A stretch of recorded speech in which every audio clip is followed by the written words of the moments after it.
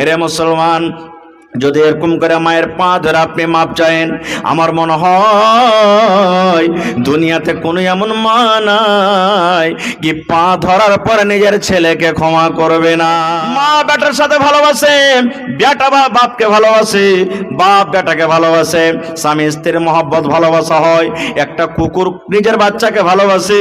দেখবেন যখন মুরগির বাচ্চা হয়, বাচ্চাগুলা যখন ছোট থাকে, আপনি মুরগির পাঞ্জরতে যখন যাবে আপনাকে ছো মারবে, মারে কি মারে না? ছো মারার কারণ হলো মুরগি নিজের বাচ্চাকে ভালোবাসে। মুরগি মনে মনে এটাই বলে, আল্লাহরে মনে হয় আমার বাচ্চাকে ধরে নিয়ে চলে যাবে, এই জন্য নিজের বাচ্চার সাথে মহব্বত ভালোবাসা এত। বাচ্চাকে বাঁচাবো বলে মুরগি যে পাঞ্জর দিয়ে হেঁটে যায় তাকে লচিয়ে যায়। এই মতো অনেক প্রকারের মহব্বত ভালোবাসা আছে। এই মুসলমান, মা বাড়িতে আছেন, বাপ বাড়িতে আছেন, এবার আমার পরে আমার মা নারাজ হয়ে গেছেন, আপনার পরে আপনার মা নারাজ হয়েছে, আপনি মুনসাই বাজারে চলে গেলেন, এক পাম রসগোল্লা বাড়িতে আনলেন, মার কাছে বসে গেলেন, মা গে এই রসগোল্লা তোর জন্য এনেছে গে মা, তুই খেলে। মা আপনার পরে এত নারাজ হয়ে আছে, মা আপনার পরে এত রেগে আছে, মা আপনার রসগোল্লাকে ধরে পান্নিটা ধরে পাক মেরে দিলে, খাবো না রে তোর রসগোল্লা, খাবো না, তোর মতন বেটাকে আমি দেখবো না, তোর মতো ছেলের দিকে আমি তাকাবো না। মা এত নারাজ হয়ে আছে। এরে আমার মুসলমান, এবার আপনি সেদিনে কিন্তু বাদ দিয়ে দিলেন, পরের দিন আবার বাজার চলে গেলেন, মা গে এক খেলে মিষ্টি করে পান এনেছি গে মা, পানটা তুই খেলে। মা কিন্তু নারাজ হয়ে আছে, সেদিনও কিন্তু আপনার হাতের মা খেলো না। থাকতে থাকতে থাকতে এবার বড় ধরনের একটা মাছ কিনে এনেছেন, এবার মার কাছে আপনি রান্না করে নিয়ে চলে গেছেন, মা গে আপনার জন্য কত সুন্দর করে মা মাছ এনেছি, দয়া করে তুই খেলে। ওরে মুসলমান, এবারও সেই দিনে কিন্তু আপনার মা মাছ খেলো না, কারণ আপনার পরে নারাজ হয়ে আছে। একদিন গেল, 2 দিন গেল, 3 দিন গেল, 4 দিন গেল, এই করতে করতে হঠাৎ করে চোখ দিয়ে আপনার ঝরঝর করে পানি ঝরছে। সুবহানাল্লাহ। মার যদি দোকানটা পা ধরে আপনি পড়ে যান, মা গে আমি জীবনে কত গুনাহ করেছি গে মা, জীবনে কত ভুল করেছি, আমার পরে তুই কতখানি রাগা আছিস গে মা, আমি তোর পা ধরে আছি গে মা।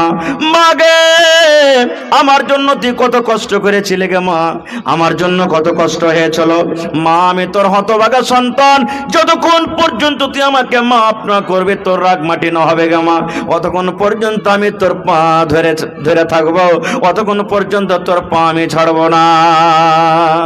এরে মুসলমান, যদি এরকম করে মায়ের পা ধরে আপনি মাপ চায়েন, আমার মনে হয় দুনিয়াতে কোনো এমন মা নাই কি পা ধরার পরে নিজের ছেলেকে ক্ষমা করবে না। হবে? মাপ করবে না? করবে না? হানা বলেন, করবে কি করবে না? মা করবে। মা আপনাকে জড়িয়ে ধরবে, মা নিজে কানতে লাগবে, আহারে ছাড় বেটা ছাড়, আর ভুল করে তোর ছেড়ে দে বেটা, যা করেছিস আমি তোকে অন্তর থেকে দিল থেকে মাফ করবো বেটা, তুই ছেড়ে দে। এবার মা মাফ করে দিবে আপনাকে। এবার আপনাকে বলি, মা কতটুকু রহমত পেয়েছে? একটা রহমত কি গোটায় পেয়েছে মা? আল্লাহ যে একটা রহমত দুনিয়াতে দিয়েছেন, একটা রহমত গোটায় মা পেয়েছে কি? পাইনি। একটা রহমতের একটুখানি পেয়েছে, সরিষার দানার থেকে কম। মানে একটা রহমত যত মানুষ, যত জীব জন্তু সবাইকে আল্লাহ একটু একটু করে দিয়েছে, ভাগ করে। এবার বলেন, একটুখানি রহমত পেয়ে মা যদি আমাকে আপনাকে যদি মাফ করতে পারেন, গুনহার বোঝা নিয়ে মসজিদে গিয়ে যদি 2 রাকাত নামাজ পড়ে আল্লাহর দরবারে যদি কান্দে কাটে দোয়া করি, আল্লাহ মাফ করবে না? করবে না? জোরে বলেন, আল্লাহ করবেন না? করবেন না? রে মুসলমান, জীবনে জেনা হয়েছে, জীবনে মদ পান করেছেন, আল্লাহর দরবারে রাত 12-1টাতে চলে যান, 2টা রাতের সময়তে চলে যান, ওযু করলেন, ওযু করার পর 2 রাকাত নামাজ পড়লেন, 2 রাকাত নামাজ পড়ার পর আল্লাহর দরবারে 2 হাত তুলে দেন, অন্তর থেকে যদি আল্লাহকে বলেন, রব্বুল আলামিন জীবনে কত মদ পান করেছি, জীবনে কত জেনা করেছি, আল্লাহ তোমার দরবারে তওবা করছি মাবুদ, জীবনে আমি জেনে শুনে আর কোনোদিন গুনার কাজ করব না, আল্লাহ তুমি আমাকে মাফ করে দাও। আল্লাহ তোমার নাম গফফার, গফফার মানে বেশি বেশি করে মাফ করনেওয়ালা। আমি পাপী গুনাহগার, আল্লাহ তুমি আমার মতো পাপী গুনাহগারকে আল্লাহ তুমি মাফ করে দাও। ওরে সুবহানাল্লাহ। আল্লাহ রাসূল বলেছেন, উম্মত রে, এই তুমি দোয়া করো আর তোমার চোখ দিয়ে যদি এক ফোঁটা আল্লাহর ডরে, জাহান্নামের ডরে যদি পানি বের হয়ে যায়, তোমার এই চোখ দিয়ে পানি বের হওয়ার সাথে সাথে আল্লাহ রাব্বুল আমিন তোমার জীবনের গুনাহকে আল্লাহ মাফ করে দিবেন। সুবহানাল্লাহ। একটা হাদিস, বুখারী শরীফের হাদিস, আল্লাহর নবী বলেছেন, এক জামানাতে একটা লোক 99টা মানুষকে কেটেছিল। কত মানুষ? 99টা মানুষকে জবাই করেছিল, 99টা মানুষকে মার্ডার করেছে। বুখারী শরীফের হাদিস, 99টা মানুষকে। এবার কি যে ওর মনে হইলো, আল্লাহ রাব্বুল আলামিন তাকে হেদায়েত দান করবেন। দেখেন, একদিন তখন বলছেন রাইতে শুতে শুতে, আল্লাহ আমি 99টা মানুষকে কেটে ফেলেছি। আল্লাহ, ওর মধ্যে কত নমাজি আছে, কত বেনমাজি আছে, কত ভালো লোক আছে, কত রকম লোক আছে। আল্লাহ, আমি তো খুব বড় পাপ করেছি, গুনাহ করেছি। আল্লাহ জি, আমি তওবা করব তোমার কাছে। কার কাছে যাব, কার কাছে যাব, কার কাছে যাব? এবার চলে গেলেন একটা মৌলভী সাহেবের কাছে। মৌলভী সাহেবের কাছে যা বলছেন যে, হাজি ভাই, আমি 99টা লোককে কেটেছি, আল্লাহর কাছে যদি আমি তওবা করি তা আল্লাহ আমার গুনাহকে মাফ করবে না? লোকটার কতখানি জানা ছিল না ছিল বলছেন না, এতটি লোককে তুমি মার্ডার করেছো, তোমার মতন মার্ডারকারী লোককে আল্লাহ মাফ করবে না। এত পাপ করেছো, আল্লাহ তোমাকে মাফ করবে না। সুবহানাল্লাহ। যেমন কথাটা বলা, তালওয়ার তো তার হাতে ছিল, এক চোখ দিয়ে বলছে, যা, এমনও মাফ করবে না, তেমনও করবে না, 100টা পড়িয়ে দিত কে দিয়ে, 100টা পড়ে গেল। এবার ফের মনে করছেন, না, এর থেকে বড় মৌলভী সাহেব যার কাছে যাবো, ওর কাছে যাবো। এবার যেতে যেতে যেতে যেতে যেতে চলেন আমরা মৌলানার কাছে চলে গেলেন। যাওয়া পর তখন বলছেন যে, হাজি ভাই, আমি 100টা লোককে মার্ডার করেছি, আল্লাহ কি আমার গুনাহ মাফ করবে না? এবার মৌলানা বলছেন, হ্যাঁ রে আল্লাহর বান্দা, আল্লাহ তোমার গুনাহ মাফ করে দিবে। 100টা লোককে তুমি মার্ডার করেছো, গুনাহ করেছো, আল্লাহ তোমার গুনাহ মাফ করে দিবেন।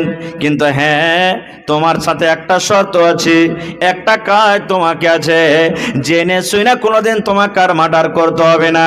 আল্লাহর দরবারে তোমাকে তওবা করতে হবে, আল্লাহর দরবারে তোমাকে কাঁদতে হবে। কেমন করে তুমি কাঁদবে? এবারে তুমি একটা কাজ করো, পূর্ণিয়ার বাজারে, লাইন বাজারে ধরেন একটা খুব নেককার মানুষ আছে, খুব একটা ভালো বাড়ি আছে, খুব একটা পরেজগার মানুষ আছে। তুমি ওই লোকটার কাছে চলে যাও, তার সাথে তুমি থাকবে, তার সাথে নামাজ পড়বে, ওদের কাছে থাকবে, আল্লাহর কাছে কাঁদা কাঁদা দোয়া করবে, আল্লাহ রাব্বুল আমিন তোমার গুনাহকে মাফ করে আল্লাহ জান্নাতি করে দিবেন। এটা গ্রামের নাম কি? মিরকাহি, মিরকাহা। এবার ধরেন উদাহরণ দিচ্ছি, মিরকাহার একটা লোক 100টা মার্ডার করে এবার যাবে কোথায়? লাইন বাজার, নাকি? এবার হাঁটতে লাগলো, হাঁটতে হাঁটতে হাঁটতে হাঁটতে এবারে ধরেন রানীপাত্রা পৌঁছে গেল। রানীপাত্রা বুঝেন তো, জানেন জায়গাটা? জানেন? রানীপাত্রা চলে গেল। মিরকাহা থেকে রানীপাত্রা পর্যন্ত পৌঁছে গেছে, লাইন বাজার কিন্তু এখনো পৌঁছেনি। এবার দেখেন মজার ঘটনা, কিসসা কাহিনী নয়, বুখারী শরীফের হাদিস কিন্তু এটা। মাওলানারা বসে আছেন, জিজ্ঞাসা করবেন।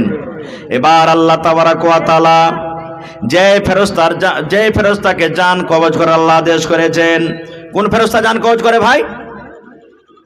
জান কবজ করার দায়িত্ব কাকে দিয়েছেন? আল্লাহ। আজরাইল মালাকুল মউতকে আল্লাহ রাব্বুল আলামিন আজরাইল ফেরেশতাকে ডাক দিয়ে বলছেন, ও আমার ফেরেশতা মালাকুল মউত, মিরকাহা থেকে ওই আল্লাহ বলছেন আমার বান্দা লাইন বাজার যাবে, তওবা ইস্তিগফার করে ওখানে নামাজ পড়বে, তাসবিহ তাহলিল করবে, জিকির আজকার করবে, নিজের জীবনের গুনাহকে মাফ করার জন্য যায়। এরে মালাকুল মউত, আমি আল্লাহ রাব্বুল আলামিন আদেশ করি, যাও যাও যাও, এই লোকটা রানীপাত্রা বাজারে ঢুকে আছে, রানীপাত্রা বাজারে চকে পৌঁছে গেছে, এই লোকটার তুমি জান কবজ করে নাও, এই লোকটা যেন লাইন বাজার পৌঁছতে না পারে, এই লোকটারও তুমি কবজ করে নাও, ওই লোকটা যেন লাইন বাজার পৌঁছতে না পারে, পূর্ণিয়ার বাজার ঢুকতে না পারে। তাড়াতাড়ি করে যাও যাও যাও, ওই লোকটার তুমি জান কবজ করে নাও, রূহকে কবজ করে নাও। এবার মালাকুল মউত এলেন আল্লাহ রাব্বুল আলামিনের আদেশে। এবার রাস্তাতে কিন্তু ওই লোকটার মরণ হয়ে গেল, রাস্তাতে লোকটার জান কবজ হয়ে গেল। ওই লোকটা পূর্ণিয়ার মার্কেট, পূর্ণিয়ার বাজার কিন্তু পৌঁছতে পারলো না,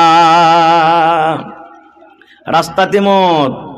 এবার দুই রকম ফেরেশতা হাজির, জান্নাতের ফেরেশতা হাজির হয়ে গেলেন, জাহান্নামের ফেরেশতা হাজির হয়ে গেলেন। জাহান্নামের ফেরেশতা টানছে, এই লোকটাকে জাহান্নামের ভিতরে নিয়ে যাব, জাহান্নামের আগুনে নিয়ে যাব, লোকটাকে শাস্তি দেব। এবার জান্নাতের ফেরেশতা এসে বলছেন, না, একে জাহান্নামের ভিতরে যেতে দেব না, এই লোকটাকে জাহান্নামের আগুন আমি পড়তে দেব না, আমি এই লোকটাকে জান্নাতের ভিতরে নিয়ে যাব। ওরে সুবহানাল্লাহ, জান্নাত ফেরেশতা জাহান্নামের ফেরেশতা ঝগড়া লেগে গেল, দুই রকম ফেরেশতাতে মাতামাতি চালু হয়ে গেল। সুবহানাল্লাহ, আল্লাহ গোল্লা চালু হয়ে গেল। জাহান্নামের ফেরেশতা বলছেন, জান্নাতের ফেরেশতা রে, এই লোকটাকে আমি জান্নাতের ভিতরে যেতে দেব না, এই লোকটাকে জাহান্নামের ভিতরে নিয়ে যাব। জান্নাতের ফেরেশতা বলছেন, না, এই লোকটাকে আমি জান্নাতের ভিতরে নিয়ে যাব, আমি জাহান্নামের ভিতরে যেতে দেব না। এবার তখন জান্নাতের ফেরেশতা বলছেন, ও জাহান্নামের ফেরেশতা, কি কারণে লোকটাকে তুমি জাহান্নামে নিয়ে যাবে? কেন তুমি জান্নাত যেতে তুমি রাস্তা রুখে দাও, কারণটাকে তুমি বলে দাও। জাহান্নামের ফেরেশতা বললেন, আই জান্নাতের ফেরেশতা, তুমি জানো রে, এই লোকটা জীবনে নামাজ কি জিনিস, রোজা কি জিনিস জানে না, জীবনে নেকি কি জিনিস জানে না, তাসবিহ তাহলিল কি জিনিস জানে না। ওপর থেকে লোকটা এক নয়, দুই নয়, তিন নয়, 100টা লোককে লোকটা মার্ডার করেছে, 100টা লোকের কাতিল, 100টা লোককে হত্যা করেছে, এত বড় পাপ করেছে, গুনাহ করেছে, যার কারণে লোকটাকে আমি জাহান্নামের ভিতরে নিয়ে যাব। এবার জান্নাতের ফেরেশতা বলছেন, না, আমি তাও তাকে জাহান্নামে যেতে দেব না। এবার জাহান্নামের ফেরেশতা বলছেন, ও জান্নাতের ফেরেশতা, এত বড় পাপ করা সত্ত্বেও তুমি জাহান্নামের ভিতরে যেতে দিবে না, কারণটাকে একটু খুলে বলো তো।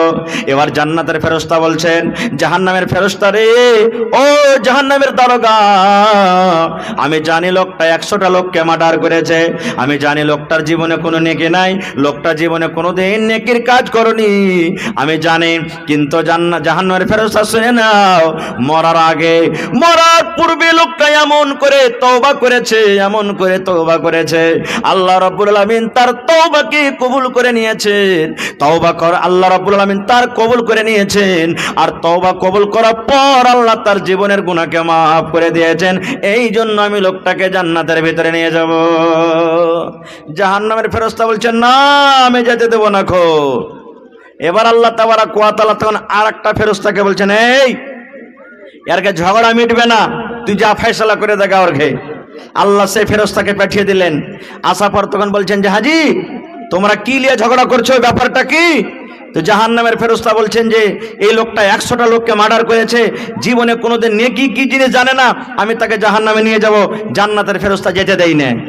জান্নাতের ফেরেশতা বলছেন যে, এই লোকটা এমন ভাবে তওবা করেছে যে জীবনে নেকি না থাকা সত্ত্বেও আল্লাহ তার তওবাকে কবুল করেছেন, আল্লাহ দিলের মালিক, আমি তাকে জান্নাতের ভিতরে নিয়ে যাব। জাহান্নামের ফেরেশতা যেতে দেই না। এবার ফেরেশতা ফয়সালা করছেন যে, এই জান্নাতের ফেরেশতা জাহান্নামের ফেরেশতা, তোমরা লড়াই করিও না, একটা কাজ করো। বলছে কি? বলছে লোকটা আসছে কোথা থেকে?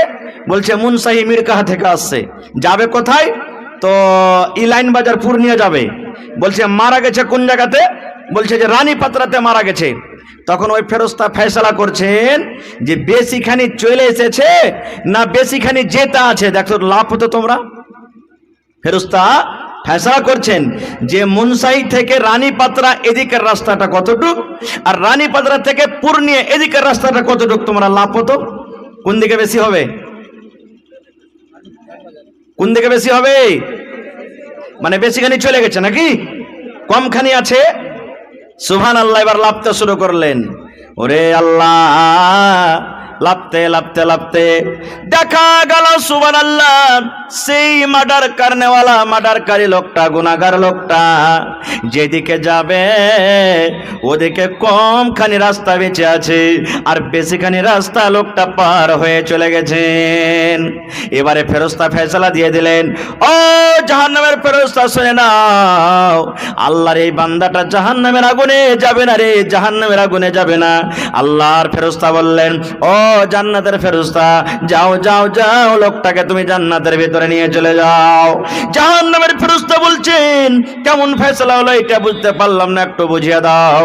এইবারে ওই লোকটা বলছেন, ওই ফেরেশতা বলছেন, ও জাহান্নামের দারোগা, লোকটা পাপ করেছে, লোকটা গুনাহ করেছে, 100টা লোককে লোকটা মার্ডার করেছে, কিন্তু এমন ভাবে তওবা করেছে, তওবা করার পর যে জায়গাতেও যে নামাজ পড়বে, রোজা রাখবে, ভালো কাজ করবে, ওদিকে কমখানি আছে, পাপের দিক থেকে থেকে বেশি নেকির দিকে এগিয়ে গেছে। জীবনে পাপ করেছে, ওই পাপের দেশ ছেড়ে, পাপের এলাকা ছেড়ে নেকির এলাকাতে চলে গেছে, নেকির দিকে বেশি এগিয়ে গেছে, যার কারণে এই লোকটা জান্নাতের ভিতরে চলে যাবেন। সুবহানাল্লাহ। তো খালিস তওবা করতে গেলে আল্লাহ মাফ করবে। আর একটা হাদিস শুনেন, একটা লোক ছিল, বুখারী শরীফের হাদিস, জীবনে এত গুনাহ করেছে, মরবে যখন লোকটা, তার 4-5টা বেটা ছিল, বেটা কটাকে সব ডেকে ডেকেছে। ডাকা পর, যেমন আমরা বলি না মরার টাইমে যে বেটা লড়াই ঝগড়া করিস না বেটারে, ভাই ভাই থাকবি, কেউ যদি তোরাকে এক চড় মেরা দেয় সহ্য করে থাকবি, ঝগড়া করতে যাবি না, এরকম বলি কি বলি না? তো লোকটা মরবে, তো সবটি বেটাকে ডাক দিয়েছে। ডাক দেওয়ার পর এইবারে লোকটা বলছেন, এরে আমার কলেজার টুকরা বেটারা শুন, আমি মরে যাব, আমার কখন মত হয়ে যাবে রে ধন আমি জানি না, আল্লাহ জানে, কিন্তু ধন রে আমি একটা ওসিয়ত করি, আমি একটা তোরাকে ওসিয়ত করি রে ধন, আমি যখন মরে যাব, মরার পর আমার লাশটাকে খবরদার তোমরা জমিনে দফন করবি না, আমার লাশটাকে তোরা জমিনে দফন করবি না, আমার লাশটাকে তোরা আগুনে জ্বালিয়ে দিবি, পুড়িয়ে দিবি, আমার লাশটাকে তোরা জমিনে দফন করবি না। যখন কথাটা বলা, এবার ছেলেরা বলল, আব্বা কেমন কথা বলছো, যদি তোমাকে আমরা দফন করে দিই, দফন না করি তোমার লাশটাকে আমরা আগুনে জ্বালিয়ে দিই, গ্রামের লোকেরা কত কথা বলবে, আমরা এটা কাজ করতে পারবো না। এবার তার আব্বা বললেন, না রে বেটা, না না, শুন, গ্রামের লোকেরা, এলাকার লোকেরা যা বলবে বলুক, কিন্তু আমাকে তোরা জমিনে দফন করিস না রে ধন, আমার লাশটাকে তোরা জ্বালিয়ে দিবি, লাশটাকে জ্বালিয়ে দেওয়ার পর ছাই কোটাকে 3 ভাগ করবি রে ধন, 1 ভাগ মাটিতে পুঁজে দিবি, 1 ভাগ ছাই পান্তে ভাসিয়ে দিবি, আর 1 ভাগ ছাই কোটা নিয়ে বাতাসে তোমরা এরকম ভাবে ছিটিয়ে দিবি। এবার একটা বেটা বলছেন, আব্বাজি কেন তোমাকে এরকম করব, কেন তোমাকে জমিনে দফন করব না, তোমার লাশটাকে কেন আমরা পুড়িয়ে দিব? বুখারী শরীফের হাদিস। আল্লাহর নবী বলেছেন, বাপ তখন বলতে লাগলেন, ওরে আমার কলেজার টুকরা আব্দুল্লাহ, আব্দুর রহমান, ও আব্দুল সালাম, শুন রে, জীবন আমি এত পাপ করেছি, জীবন আমার দ্বারাতে এত গুনাহ হয়েছে, এত পাপ করেছি, এত পাপ করেছি, আমার মনে হয় আমার আল্লাহ আমাকে মাফ করবেন না, ক্ষমা করবে না। আমার যদি নেকির পাল্লাতে নেকি ওজন করা হয়, আমার মনে হয় গুনার পাল্লা ভারী হয়ে যাবে, আল্লাহ আমার পরে নারাজ হয়ে আছেন, আমি জীবনে বেশি নেকি করতে পারিনি, এই জন্য ধন রে আমাকে তোরা দফন করিস না, আমাকে আগুনে পুড়িয়ে দিস, যেন আমার আল্লাহ আমাকে খুঁজে না পায়, আমার আল্লাহ যেন আমাকে ঢুঁড়ে না পায়, আমার আল্লাহ যেন আমাকে খুঁজে না পায়, আগুনে জ্বালিয়ে দিবি, পুড়িয়ে দিবি, ছাই হয়ে যাব, আমার আল্লাহ আমাকে না পাবে, আমার না হিসাব নিবে। এই জন্য ধন রে শুন, শুন, আমার মরার পর খবরদার তোরা আমাকে দফন করবি না, আমার লাশটাকে তোরা আগুনে পুড়িয়ে জ্বালিয়ে দিবি। ঠিক তাই করা হলো। লোকটা যখন মরে গেল, তার ছেলেরা কাঠ জমা করলো, বাঁশ জমা করলো, লকড়ি জমা করলো, এবার তার বাপকে ওই আগুনের ভেতরে জ্বালিয়ে ফেলে দেওয়া হলো।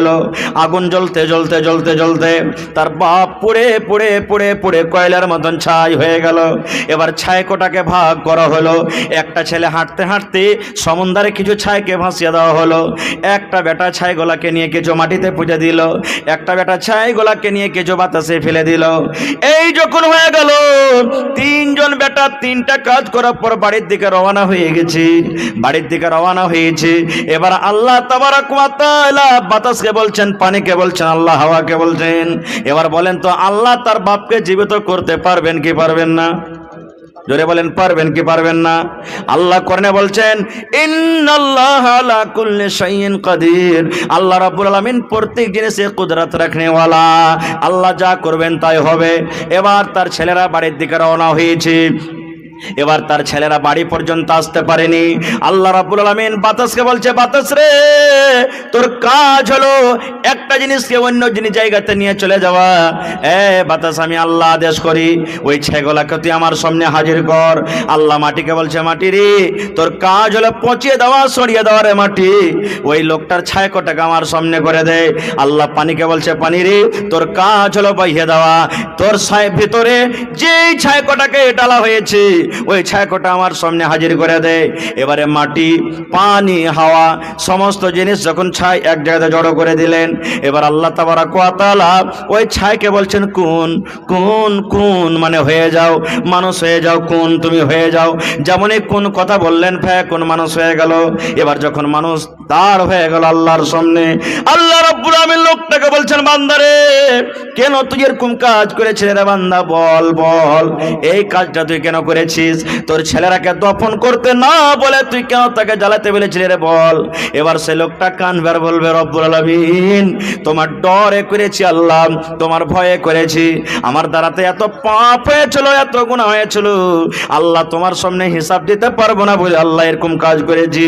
এইবার আল্লাহ রাব্বুল আলামিন বলবেন, বান্দারে মরারটা যাবে যখন তুমি তওবা করেছো, এত গুনাহ পাপ করার পর যখন তুমি অন্তর থেকে তওবা করেছো রে বান্দা, আমি আল্লাহ রাব্বুল আলামিন যাও যাও যাও তোমার জীবনের গুনাহকে মাফ করে আমি তোমাকে জান্নাতে ঘোষণা করে দিলাম।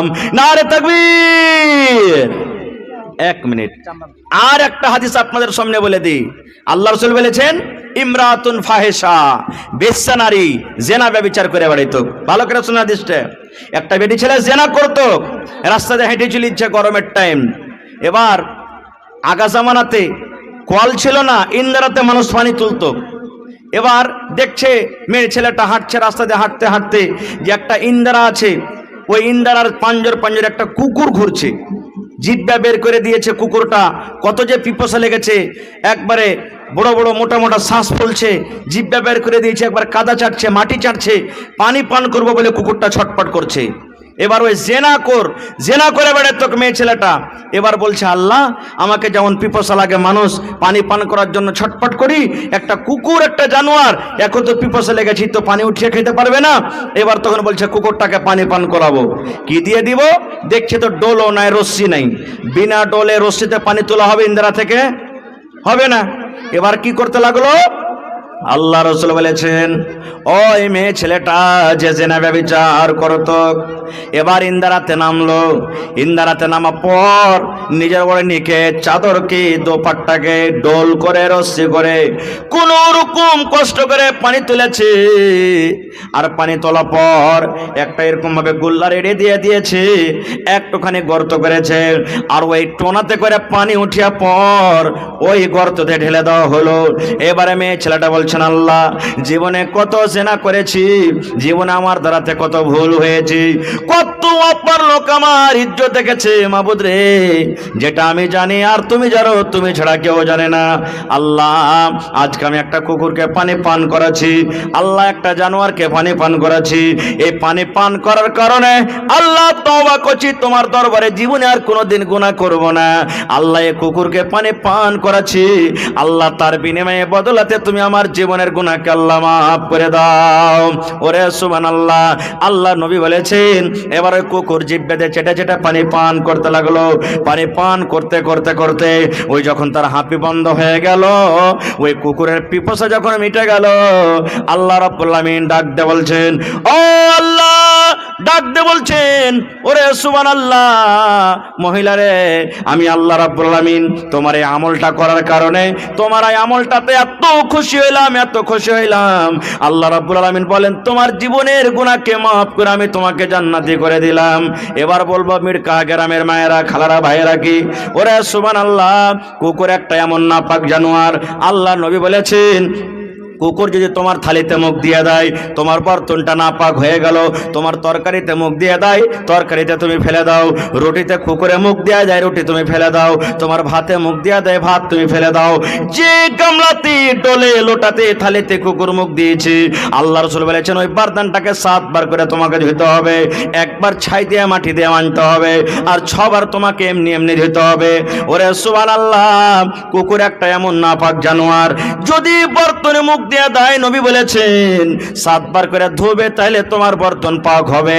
এরকম যদি কুকুরকে, এরকম নাপাক জানোয়ারকে পানি পান করে যদি আল্লাহ জীবনের গুনাহ মাফ করতে পারেন রে মুসলমান, তবে আল্লাহর ঘর আজকে নির্মাণ করতে বসেছেন, আল্লাহর ঘর আজকে বানাইতে বসেছেন, আল্লাহর ঘর নির্মাণ করতে বসেছেন। বলেন আল্লাহর ঘর যদি বানান, বলেন আল্লাহ রাব্বুল আমিন জীবনের গুনাহ মাফ করে আল্লাহ জান্নাতে ঘর বানাবেন কি বানাবেন না? বানাবেন? আল্লাহ পারবেন না? পারবেন না? শুধু তা নয়, আল্লাহ রাসূল এলান করে দিয়েছেন 1400 বছর আগে, ও আমার উম্মতরা তোমরা শুনে নাও, মান বানা লিল্লাহি মসজিদান বানাল্লাহু লাহু বাইতান ফিল জান্নাহ। তুমি যত ভালো ভালো করে বাড়ি বানাও, আল্লাহ বাড়ির কথা বলেনি। যত সুন্দর করে দামি দামি মার্বেল তুমি লাগাও, আল্লাহ বাড়ির কথা বলেনি। কিন্তু আল্লাহ রাসূল মসজিদের কথা বলেছেন। উম্মত রে, তুমি যদি আল্লাহর এখন ঘর বানিয়ে দাও, আল্লাহর যদি মসজিদ বানিয়ে দাও, আল্লাহ রাব্বুল আলামিন তার বিনিময়ে বদলাতে জান্নাতের ভিতরে একখানা ঘর বানিয়ে দিবেন।